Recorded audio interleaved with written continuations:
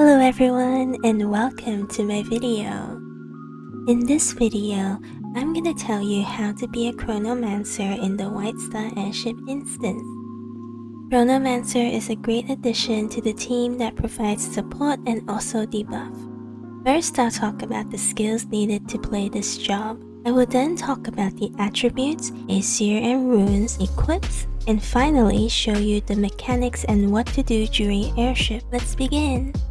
So first off, for the skills, I put the points like this. Make sure to get Earth Field, which gives protection to your teammates from Fire Elf's AoE damages. You can also get Double Flurry and Magic Fist to help break magic shield effects.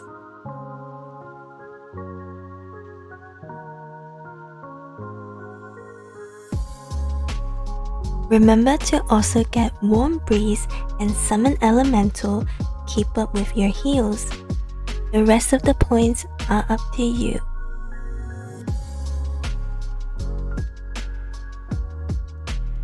For the Chronomancer skills, make sure you get Wormhole skill to teleport easily to places.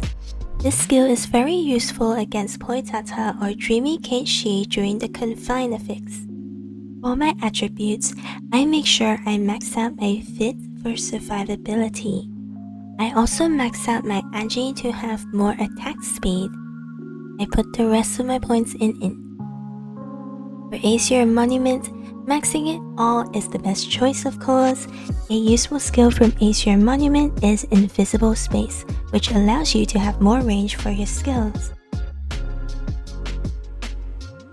Now on to the runes. One of the runes that you need is Protecting Wind rune. You need the third line so that Warm Breeze moves with you.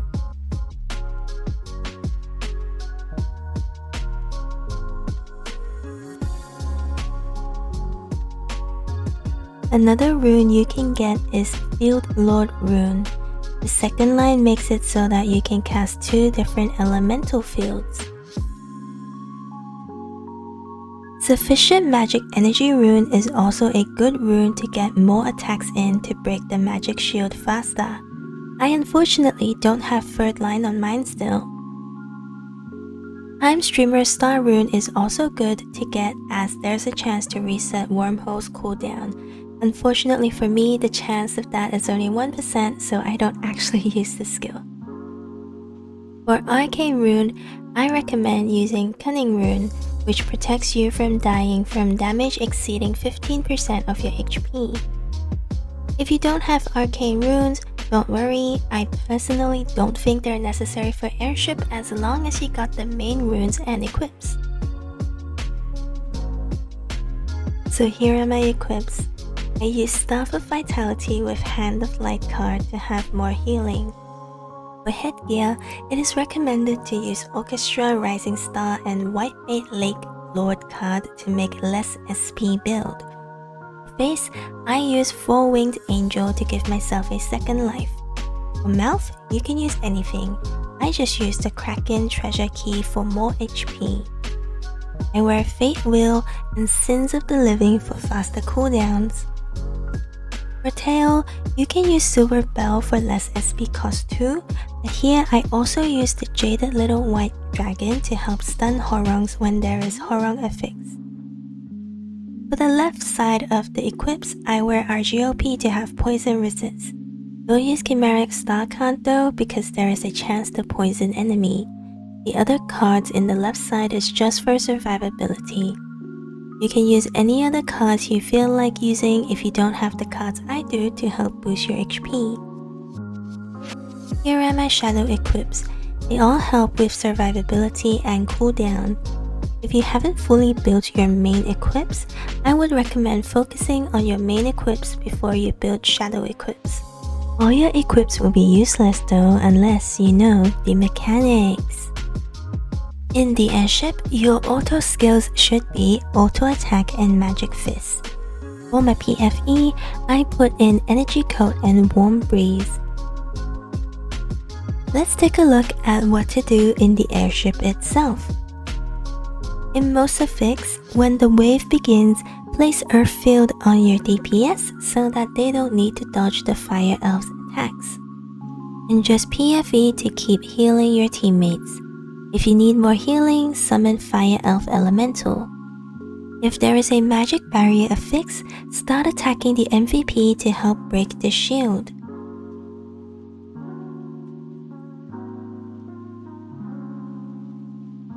In this run, there is Wolf Grandma, so I tried not to keep too close to the converter in case my heal will end up hurting them, but luckily my party here finished that quickly.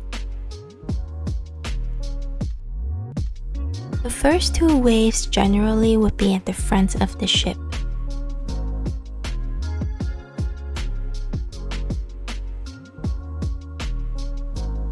After the second wave, in this party, they decided to stay near the furnace area instead of the area at the back because they're feeling brave.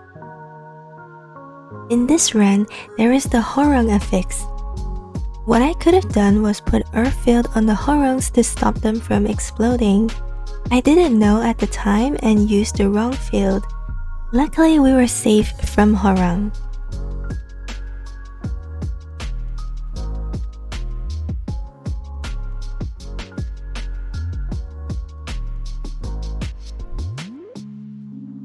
As you can see, I got closer to the converter in the third wave because I want to heal them as much as possible.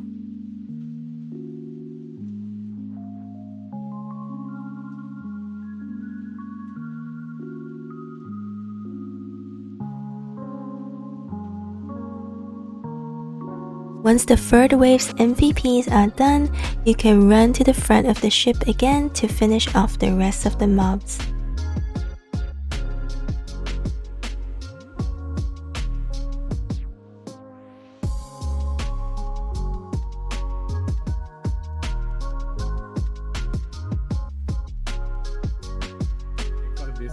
Kan 58, 59, ada 3. Wow, 3 minutes. To add some final thoughts, I would say this job is fun to play, but sometimes being a full support saint might do a better job because they have Faith Prey to provide immunity to your DPS and convert. I only built my CM recently, and there's still lots that I may not know about, so feel free to leave a comment below and let me know some more tips or tricks about this job. I recommend this job though if there is confined affix for sure.